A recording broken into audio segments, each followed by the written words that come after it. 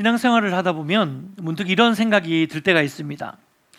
이 신앙생활은 하면 할수록 좀 쉬워져야 될 텐데 왜 하면 할수록 더 잘 모르겠지? 어떻게 신앙생활 하는 게 맞는지 잘 모르겠네. 이런 생각들. 왜 기도하려고 무릎 꿇으면 항상 바쁜 일이 생기는 걸까? 왜 은혜 받고 나면 꼭 그 은혜를 망가뜨리는, 까먹게 하는 시험이 올까? 왜 믿음으로 살려고 하면 자꾸 흔들리는 상황이 발생할까? 여러분 이런 생각 해보지 않으셨나요? 다들 해보셨죠? 이상하게 신앙생활을 더 잘하려고 마음을 먹으면 꼭 그때 어려움과 시험이 닥쳐서 우리의 마음을, 우리의 결단을 좀 흔들게 되는 것, 이것이 참 우리 삶에서 흔히 경험하게 되는 일입니다. 그때마다 우리는 이런 생각을 하죠. 내가 믿음이 좀 부족한가? 아니면 더 열심히 신앙생활을 하지 않아서 그런가? 이런 생각들을 해보게 될 텐데요. 물론 우리의 약한 믿음과 또 열심의 부족으로 인해서 시험이 오거나 또 넘어지는 경우들 분명히 생깁니다. 하지만 오늘 말씀은 이렇게 우리가 때때로 우리가 흔들리고 넘어지고 좌절하게 되는 그 이유를 단순히 우리의 약한 믿음과 혹은 열심의 부족이 뿐만이 아니라 우리를 향한 사탄의 영적인 공격 때문이다라고 오늘은 말하고 있습니다. 즉 우리는 지금 영적인 전쟁 가운데 날마다 처해져 있다는 것을 이야기하고 있는 것이죠. 그래서 바울은 오늘 본문에서 이 그리스도인들은 전신갑주를 입은 군인과 같아야 한다라고 비유하고 있습니다. 여러분 전신갑주라는 것은 말 그대로 온몸을 감싸고 있는 갑옷을 이야기하는 것이죠. 이렇게 그림이 나오는 것처럼 바로 이러한 갑옷들 많이 보셨을 것입니다. 왜 우리나라에도 사극 드라마 같은 거 보면 성을 지키는 장수가 이제 한 하루 이틀 지근거리에 이게 적군들이 왔다는 이야기를 들으면 이제 그 뭐라고 합니까? 자, 이제 내 갑옷을 꺼내 오너라 이렇게 이야기하잖아요. 그리고 적군이 도착하기 전에 가장 먼저 하는 게 있습니다. 갑옷을 입어요. 그 무거운 갑옷을 다 장착하고 난 다음에 그 다음에 딱 자리에 앉아 있다가 적군이 가까이 왔다라고 하면 이제 나가죠. 갑옷을 입는다는 것은 어떠한 전쟁의 상황이 일어나더라도 곧바로 대응할 수 있는 준비가 되어 있다라는 뜻이 바로 갑옷을 입었다라는 의미 안에 들어가 있습니다. 즉 사탄의 영적인 공격이 언제 들어오더라도 영적인 전신갑주를 취하라라고 하는 말씀은 언제 그러한 공격이 들어온다 하더라도 곧장 대응할 수 있는 영적인 긴장감을 가져라 라는 의미로 해석해 볼 수 있겠죠. 그래서 바울은 지금 에베소 성도들에게 항상 호시탐탐 우리를 흔들려고 하고 무너뜨리려고 하는 영적인 공격이 있는데 이 공격에서 잘 대응하기 위해서 우리는 넋놓고 있는 것이 아니라 전신갑주를 입고 우리는 항상 대기해야 된다라고 이야기하고 있는 것입니다. 특별히 바울이 이 에베소 교회 성도들을 향해서 이 전신갑주를 입고 있는 로마의 군인을 비유로 들고 있는 이유가 있어요. 먼저는 말씀드린 것처럼 이 에베소라는 지역은 로마의 커다란 행정도시였기 때문에 이 행정도시에는 로마 군이 주둔하고 있었습니다. 그래서 에베소 사람들은 자신의 일상생활에서 굉장히 쉽게 늘 이렇게 오가면서 로마의 군인들을 만났을 것입니다. 일렬로 도열해가지고 갑옷을 딱 입고 갑주를 딱 다 찬 다음에 일렬로 정렬해서 쫙 걸어가는 로마 군인의 모습도 보았을 거고, 또 그들의 일상생활을 통해서 로마 군인들과 함께 교제를 하기도 하고 흔히 아주 가까이에서 늘 익숙하게 만나는 사람 중에 한 명이 바로 로마 군인들이었을 것입니다. 그래서 이 당시에 에베소 사람들은 바울이 이야기하고 있는 이 전신갑주의 의미를 잘 이해할 수 있었어요. 흉배가 뭔지, 검이 어떤 역할을 하는 건지, 신이 어떤 역할을 하는지, 투구가 어떤 역할을 하는지를 이들은 군인이 아니었지만 이미 다 이해할 수 있었고, 바울이 전신갑주를 이야기했을 때 이들은 직관적으로 이 전신갑주가 무엇을 의미하는지를 아마 다 이해하고 있었을 것입니다. 그뿐만이 아닙니다. 지금 바울이 이 에베소서를 쓰고 있는 장소가 어디라고 말씀을 드렸죠? 로마의 감옥이죠. 흔히 이제 신학교 가면은 그 옥중서신 이렇게 막 외우면서 앳빌골몬 막 이렇게 외우거든요. 에베소, 빌립보, 골로새, 빌레몬 이 네 가지 서신이 바울이 옥에 갇힌 상태로 쓴 서신이었는데 이 서신을 쓴 에베소서를 쓴 것도 바로 로마 감옥에서 썼다는 거죠. 그러니까 로마 감옥에서 에베소 교회를 향해서 너희가 영적인 전쟁이 너희한테 올 거야, 사단이 계속 너희를 공격할 거야 라는 편지를 쓰고 있다가 문득 사도 바울의 눈에 비춰진 사람이 누구였을까요? 감옥 바로 앞에서 감옥을 지키고 있는 로마 군인이었겠죠. 그러니까 사도 바울이 지금 오늘 이 에베소서 말씀을 통해서 이 영적 전쟁에 대한 이야기를 하면서 로마 군인들이 입고 있는 이 갑주를 보고, 이 갑옷을 보고, 맞아, 우리 에베소 성도들도 이렇게 이런 영적인 전신갑주를 취하고 마귀가 우리를 공격해 올 때, 사단이 우리를 공격해 올 때 이걸 잘 막아낼 수 있는 방패도 있어야 되고 검도 있어야 되고 투구도 있어야 되고, 맞아, 이게 다 있어야 되지 라고 하는 마음으로 이 편지를 쓰고 있는 것입니다. 그래서 바울은 에베소서를 편지를 마무리하면서 끝으로 하면서 영적 전쟁에 대한 이야기를 지금 말씀을 통해 나누고 있는 것이죠.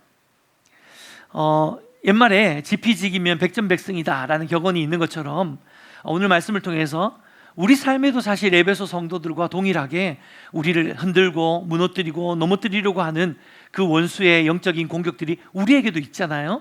오늘 이 말씀을 통해서 우리가 어떻게 하면 이 원수의 공격들을 잘 방어하고 이겨낼 수 있을지, 그리고 이 원수의 영적인 공격의 실체가 무엇인지를 오늘 말씀을 통해 함께 좀 나누었으면 좋겠습니다. 오늘 저는 세 가지로 영적 공격, 이 사단의 영적 공격의 세 가지 실체를 함께 나누려고 하는데요. 첫 번째로 영적 공격의 주체는 바로 악의 영들입니다. 12절 말씀 같이 읽겠습니다. 시작.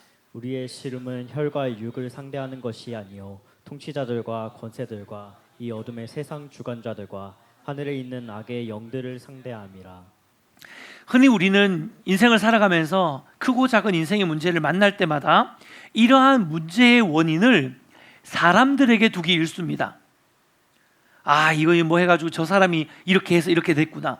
아, 이 사람을 안 만났어야 되는 건데, 아, 저 사람이 나한테 이런 피해를 줬어 라는 마음으로 모든 인생의 문제와 또 관계의 어려움들을 다 그 상대방에 대한 그런 원인으로 돌릴 때가 참 많다는 거죠. 이를테면 나를 힘들게 하는 사람, 나를 화나게 하는 사람, 나를 낙심에 빠지게 만드는 사람, 내 인생을 어렵게 만드는 사람, 이런 식으로 우리는 대부분 삶의 문제들을 만날 때마다 이 문제를 준 누구누구를 생각하고 떠올리면서 원망하거나 미워하거나 마음이 무너지게 되는 게 보통의 경우입니다.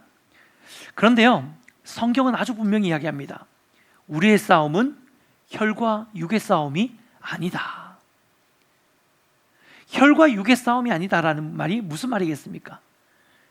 우리의 상대는 사람이 아니라는 겁니다. 우리가 진짜 인생에 있어서 일어나는 수많은 싸움의 당사자들은 결코 사람이 아니라 진짜 이 싸움에 배후가 있다는 것을 이야기하고 있는 것이죠. 그러니까 사도 바울은 진짜 싸워야 될 대상은 혈과 육의 싸움이 아니라 바로 이 세상을 다스리는 공중권세 잡은 자, 이 사단, 사람 뒤에서 역사하시는, 그러면서 영적인 공격을 해가는 악한 영들, 마귀 사탄에게 있다라고 분명히 이야기하고 있는 것입니다. 그래서 부부가 다투거나 혹은 교회 공동체 안에 갈등이 일어날 때, 또 내 마음에 낙심이 오거나 기도가 안 되고 예배가 멀어지고 믿음이 식어지는 것 같은 그런 순간에도 우리가 기억해야 되는 것은 이 문제는 상황과 환경의 문제 혹은 관계의 문제 혹은 예배의 문제나 교회의 어떠함 때문이 아니라 결국 우리의 믿음을 무너뜨리려고 이 모양 저 모양으로 우리를 흔들고 있는 악한 영들의 영적인 공격이라는 사실을 우리는 분명히 직시해야 합니다.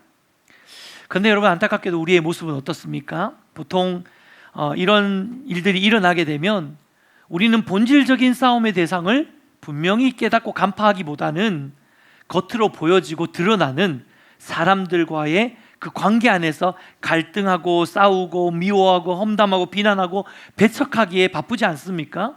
이게 사실 우리의 어리석음인 거죠.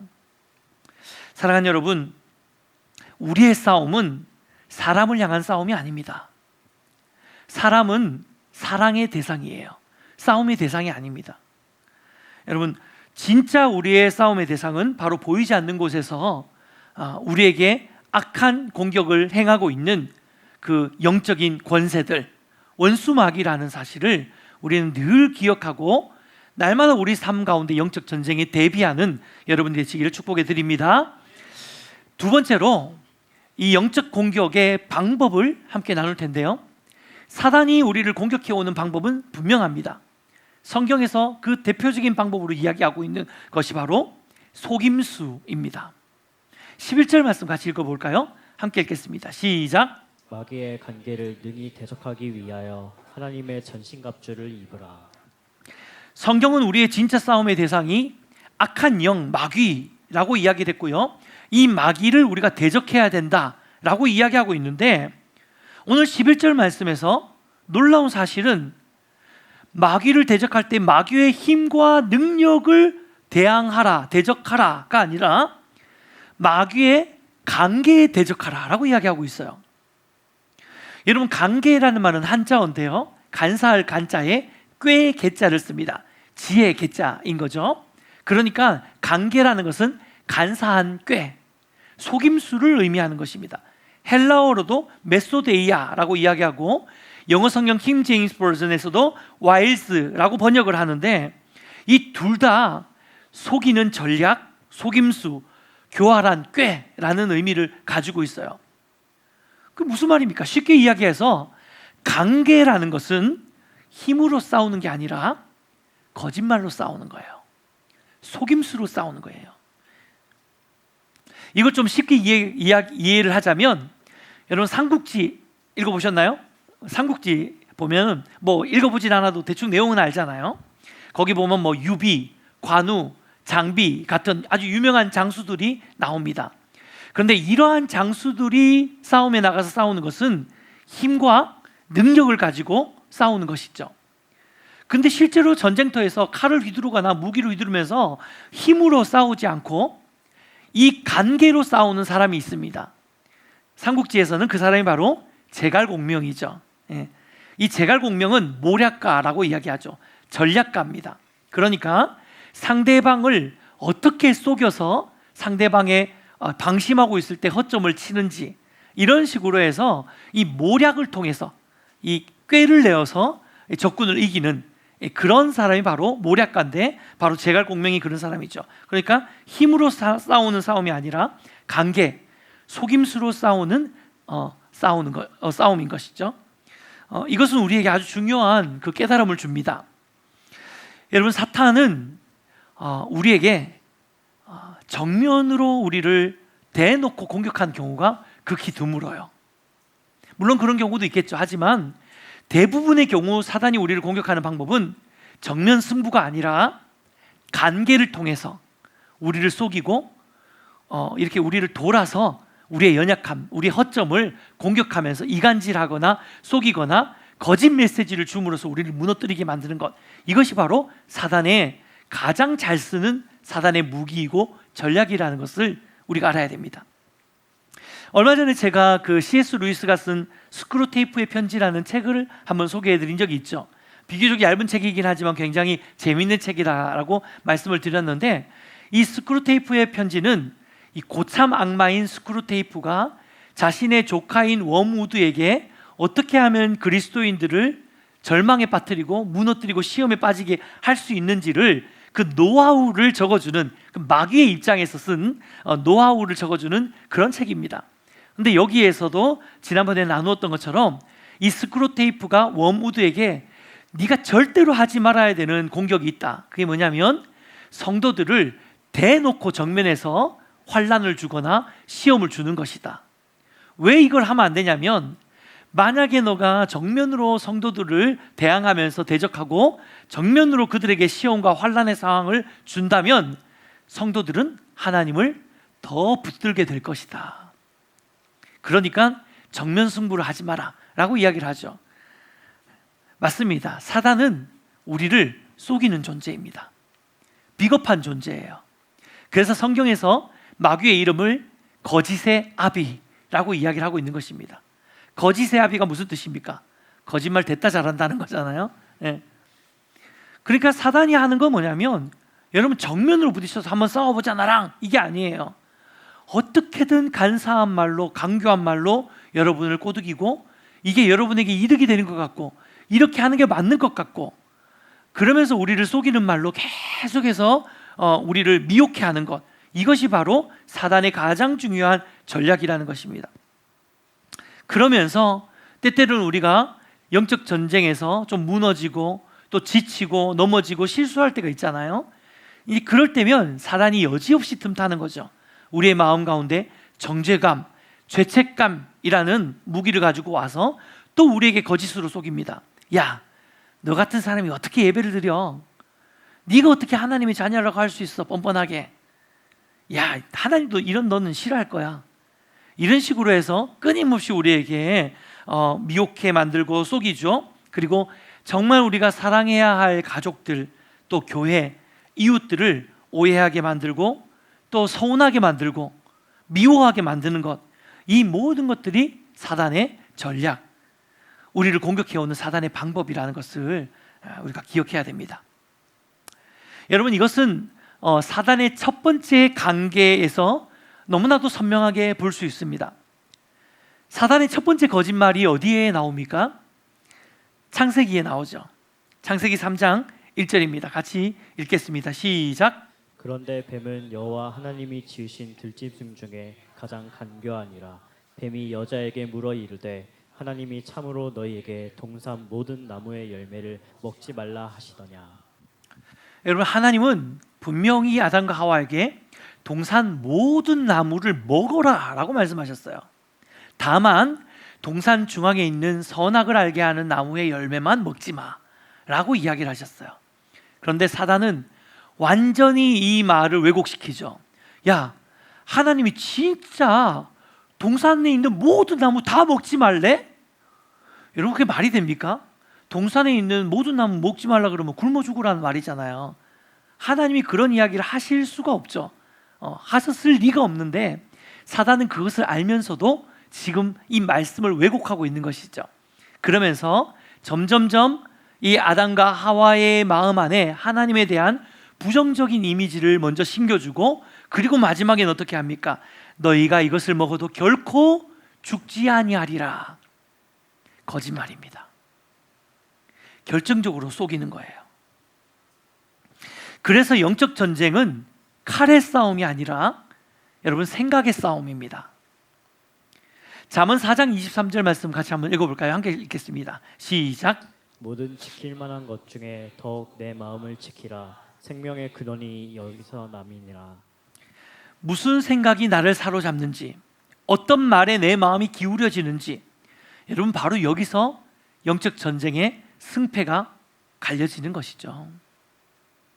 여러분, 마음을 지키지 않으면 영적 전쟁에서 반드시 넘어질 수밖에 없습니다. 생각을 지키지 않으면 영적 전쟁에서 반드시 넘어질 수밖에 없습니다. 사람과 사람의 관계, 친구 관계, 연인 관계, 부부 관계, 가족 관계, 그게 어떤 관계든, 또 성도들 간의 관계, 어떤 관계든, 동료든, 이런 관계들 안에 관계를 틈타는 악한 영들이 분명히 있잖아요. 관계를 통해서 우리를 흔들고 미혹에 빠지고 넘어뜨리고 우리의 믿음과 신앙을 잃어버리게 하려는, 시험에 들게 만들려는 그런 악한 영들이 얼마나 많은지 모릅니다. 교회 안에도요, 믿음이 연약한 성도들이 셀 모임 하다가 누군가가 그냥 툭 던진 그 한마디, 그냥 잘 넘어가면 되잖아. 사람이 다, 모든 사람들이 어떻게 마음에 쏙 든 말을 하겠습니까? 어떤 사람들이 하는 이야기가 내게 걸릴 수가 있죠. 좀 불쾌할 수 있어요. 그런데 충분히 또 이해하고 넘어가려면 넘어갈 수 있지만 바로 그때를 사단은 놓치지 않는 거죠. 그런 이야기를 들으면 사단이 그 사람의 마음 가운데 또 가서 속임수를 속이는 거예요. 야, 저 사람의 이 말은 너를 무시하는 거야. 너를 깔보는 거야. 부터 시작해서 관계를 완전히 거짓말로 다 깨트려 버립니다. 그럼 결국 어떻게 됩니까? 그분이 교회를 떠나게 되는 거죠. 그래서 밖에 가서는 이렇게 이야기하겠죠. 나 교회에서 상처받았다고. 교회에서 상처받은 게 아니라 거짓말에 쏘으신 거예요. 이것이 너무너무 중요합니다. 우리의 싸움은 혈과 육의 싸움이 아니거든요.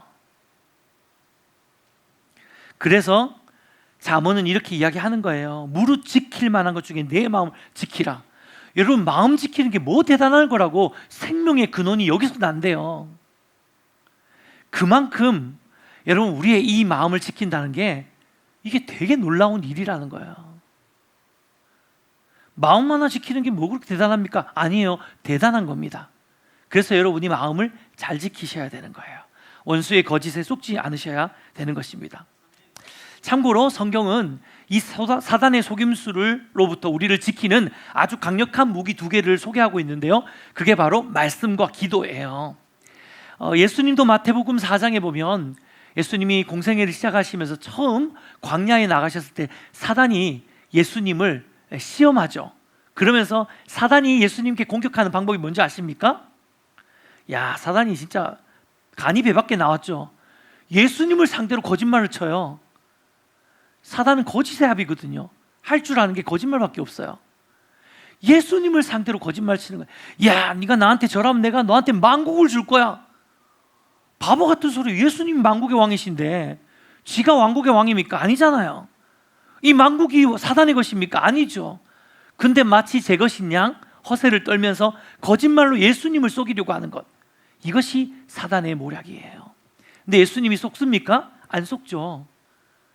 예수님 뭐라고 이야기하십니까? 사람이 떡으로만 살 것이 아니요 하나님만 경배해라, 이렇게 이야기를 하시는데요. 이 모든 말씀, 사단의 3번의 시험에 예수님이 3번 다 대답을 하시는데, 이 3번 다 우리가 잘 아는 사람이 떡으로만, 이 말씀 있죠? 이게 다 신명기에 나오는 말씀이에요. 예수님이 그때 적절한 말씀으로 이야기하신 게 아니라 예수님이 구약의 율법, 모세 오경의 율법의 말씀을 그대로 인용해서 말씀으로 대적하신 것입니다. 아멘입니까? 여러분, 사단의 거짓말에 녹아나서 논리 싸움을 하시면 100% 우리는 깨져요. 사단은 모략가거든요. 어느 순간 우리는 그 거짓에 속을 수밖에 없습니다. 우리가 해야 되는 건 뭐냐면 진리의 말씀 앞에 서 있는 거예요. 말씀으로 싸우는 것입니다. 2번째로 기도로 싸울 수 있는데요. 바울은 이 부분에 대해서 빌립보서 말씀에서 이렇게 이야기하고 있습니다. 한번 볼까요? 함께 읽겠습니다. 시작. 아무것도 염려하지 말고 다만 모든 일에 기도와 간구로 너희 구할 것을 감사함으로 하나님께 아뢰라. 그리하면 모든 지각에 뛰어난 하나님의 평강이 그리스도 예수 안에서 너희 마음과 생각을 지키시리라. 사단이 염려와 근심으로 우리를 공격할 때에 뭐로 방어하라고요? 기도와 간구로 방어하라는 거예요. 그렇게 하면 어떻게 된다고요? 하나님이 우리의 마음과 생각의 흔들림을 잡아주신다는 겁니다. 지켜주신다는 거예요. 여러분, 이 구절이, 오늘 말씀을 통해서 이 구절이 조금 더 깊이 이해가 되시죠? 그냥 이 구절을 읽었을 때는 내가 힘들고 어려울 때, 마음이 막 울렁울렁거릴 때 내가 하나님께 기도하면 하나님 내 마음을 지켜주시면서 내가 좀 편안해지겠구나, 내가 막 고민하고 있는 그 문제가 막 계속 밤에 생각 안 나고 편안하게 잘 수 있겠구나, 이런 정도의 단편적인 적용으로 이 말씀을 적용해 왔다면, 이제 여러분이 이 말씀을 보시는 내 마음과 생각을 지키는 것, 영적 전쟁이구나 라는 것을 더 이해하실 수 있겠죠. 이 사단의 영적 전쟁, 그러니까 사단의 영적인 공격에 우리가 어떻게 맞서야 되는지는 앞으로 다가오는 몇 주 동안의 말씀을 통해 살펴볼 것입니다. 사실 저희 계획은 오늘이 에베소서 마지막 강해였거든요. 너무 오래 해가지고 힘들어가지고 제가 그냥 이 정도로 마무리하자라고 하면서 오늘 마무리하려고 설교를 준비를 하다가 전신갑주 이야기를 보면서 이건 좀 해야지 라고 해서 한 5, 6주 정도 더 아마 할 것 같은데, 앞으로 몇 주 동안 우리가 전신갑주를 조금 더 살펴보긴 할 겁니다. 자, 그리고 마지막으로 우리 영적 공격의 실체, 여러분, 사단이 우리를 공격해오는 목표는 분명합니다. 넘어뜨리려는 거예요. 에베소서 6장 13절 읽어보겠습니다. 함께 읽겠습니다. 시작. 그러므로 하나님의 전신갑주를 취하라. 이는 악한 날에 너희가 능히 대적하고 모든 일을 행한 후에 서기 위함이라. 바울은 13절에서 우리가 전신갑주를 입고 영적 전쟁을 치러야 되는 이유가 뭐냐면 서기 위함이다 라고 이야기하고 있어요. 여러분, 이 말을 반대로 뒤집어서 생각해 봅시다. 그렇다면 사단이 우리를 공격해 오는 이유는 뭘까요? 넘어뜨리기 위함이죠. 맞습니다. 바울은 에베소서 6장에서 무려 4번이나 서다라는 스테나이라는 헬라어 단어를 4번이나 사용하고 있어요. 4번이나 반복했다는 건 중요하다는 뜻입니다. 여러분, 이 서다라는 것은 단순히 그냥 서는 그런 느낌이 아니에요. 승리 가운데 서 있는 승리자의 모습을 이야기하는 것입니다. 네가 악한 날에 능히 대적해서 모든 일을 행하기 위해서 서라 라고 하는 것은 승리자로 서라, 모든 시험을 이기고 서라, 이런 의미인데요, 이 스테나이는 이 법정에서 승리의 판결을 기다리고 있는 사람의 모습, 서 있는 그 모습, 그리고 또는 치열한 전쟁 끝에서 다 죽었는데 나만 살아서 이 전쟁의 승리를 선포하는, 끝까지 살아남은 그 군인의 모습을 말하는 게 바로 스테나이, 서다라는 것입니다. 정복하다 이런 뜻과 비슷하겠죠. 고지에 서다 이런 뜻과 비슷하겠죠.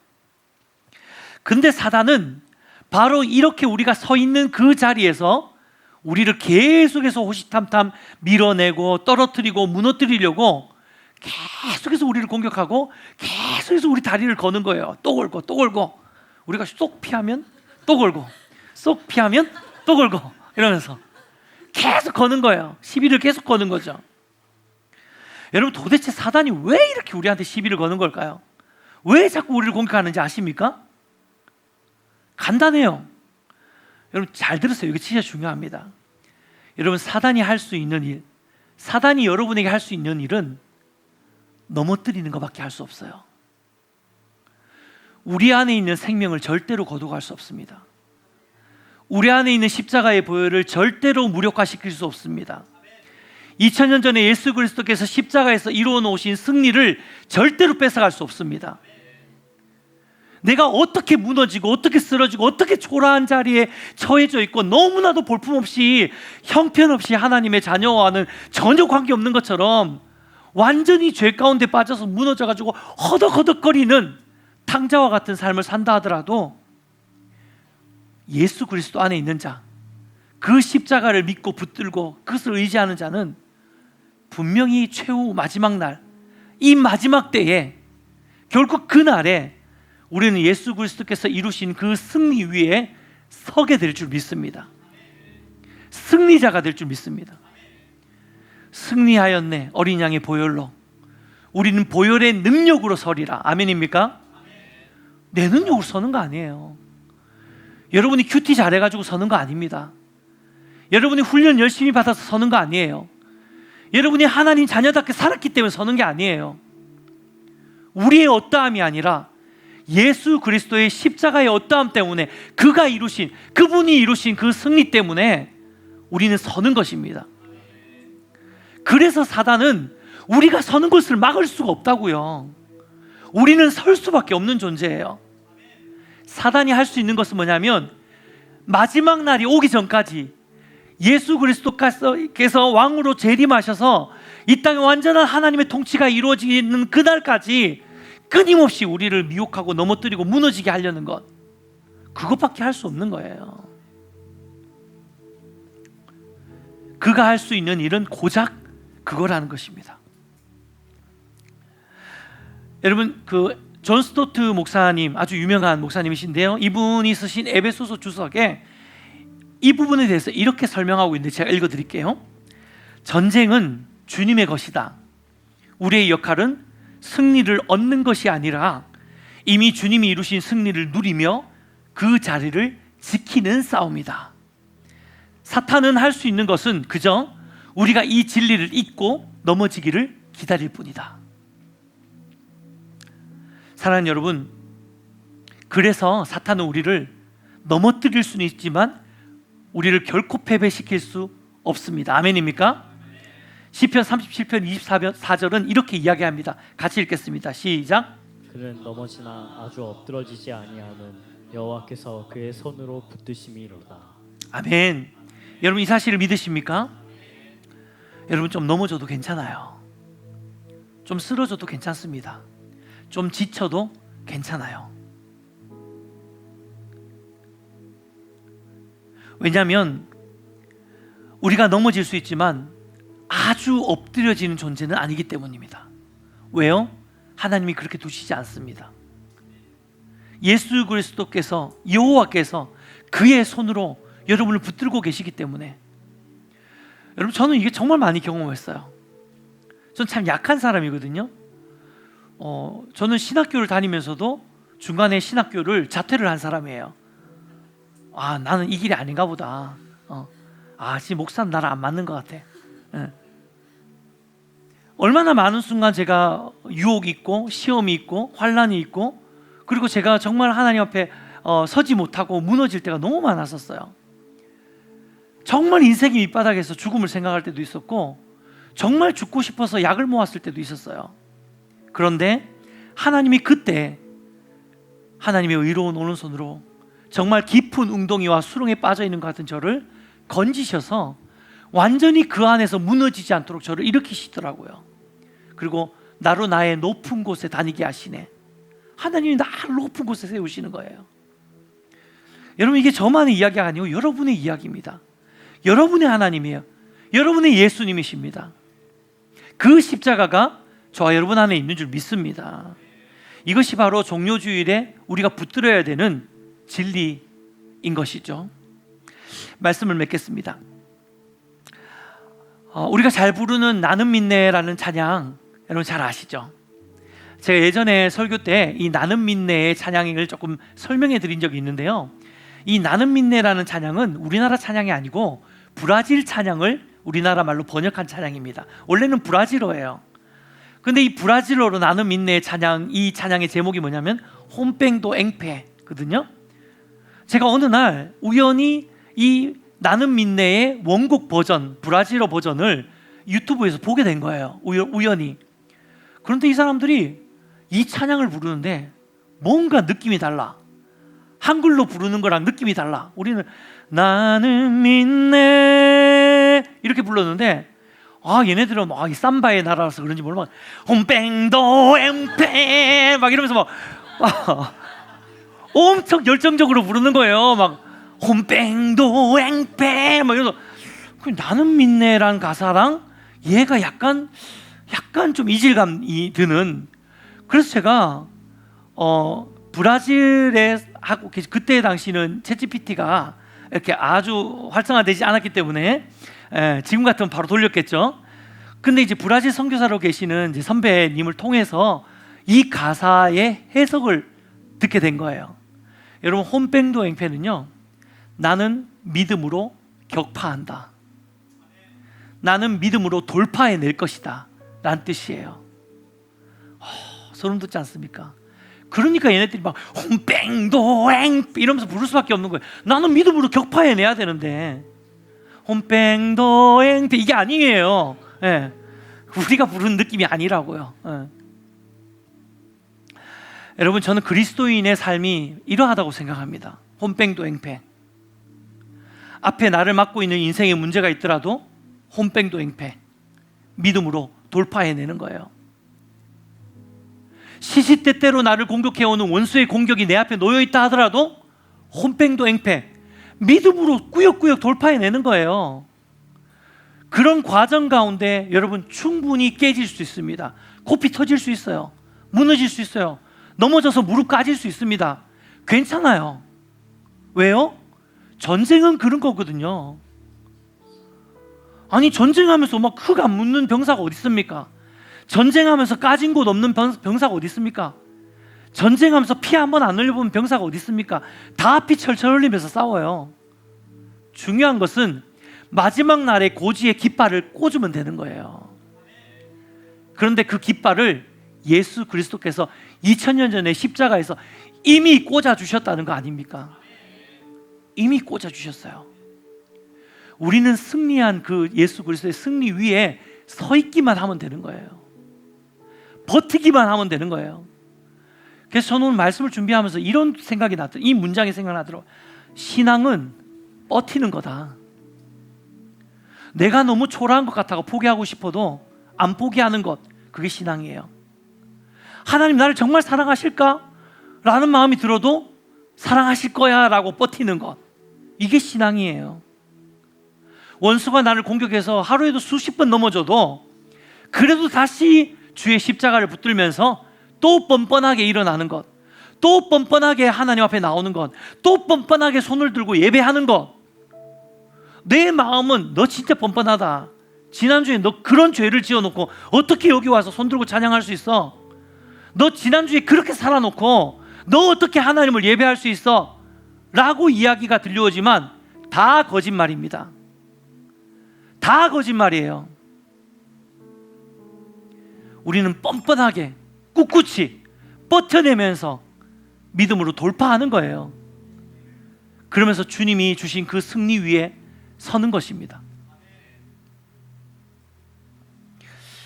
이렇게 은혜로운 분위기에 적절하지 않는 예라는 걸 알지만 이걸 꼭 해야 될 것 같습니다. 제가 설교를 준비하면서 갑자기 하나님이 제가 그걸 좋아하지 않는데 장면 하나를 딱 떠오르는 게 저는 그 영감이라고 생각하거든요. 성령님께서 제 마음에 하나의 그림을 딱 하나 떠올려 주시는데 그게 뭐였냐면 여러분 놀이동산에 가서 타는 디스코 팡팡. 네. 이런 은혜로운 분위기에서 디스코 팡팡을 이야기하다니. 네. 디스코 팡팡을 딱 설교를 하다 보니 그게 딱 떠오르는 거예요. 그래서 가만히 생각해 보니까 와, 이게 너무 신앙생활이랑 맞닿아 있는 거예요. 여러분, 원수는요 마치 그 디스코 팡팡을 움직이는 그 총각 아저씨처럼 막 어떻게든 넘어뜨리려고 막 움직이잖아요. 좌로 올라갔다가 탁 튕겼다가 막 그걸 보시면 제가 영상 보니까 그래서 제가 찾아봤거든요. 이게 디스코 팡팡이잖아요. 근데 여러분 신앙생활이 이거예요.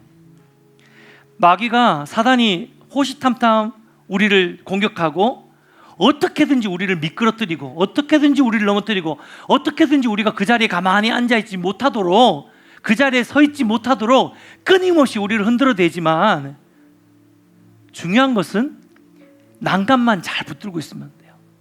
절대로 이 난간을 놓치지 않고 예수 그리스도의 십자가를 잘 붙들고 있으면 하다가도 막 하고 이렇게 막 미끄러지죠. 그럼 다시 기어가겠죠. 일어나겠죠. 서 있으려고 해도 서 있지도 못하죠. 여기 갔다가 저기 갔다가 흔들리죠. 옆에 사람 치고 막 이러잖아요. 괜찮아요. 끝까지만 잡고 있으면 마지막에 이 디스코 팡팡 기계가 딱 멈추는 순간 내가 넘어지지 않았다. 내가 끝까지 이걸 붙들었다. 라고 하는 그 기쁨, 그 승리의 기쁨을 우리가 맛보게 될 것입니다. 기도하고 축복하는 것은 예수님께서 이루어 놓으신 그 승리, 그것이 바로 이 놀라운 이 주간에 일어나는 일입니다. 이 주간에 주님의 그 놀라우신 승리를 우리가 다시 한번 기억하고 하나님이 이루어 놓으신 그 승리를 마음껏 맛보는 저와 여러분의 삶이 되시기를 주님의 이름으로 축복해 드립니다.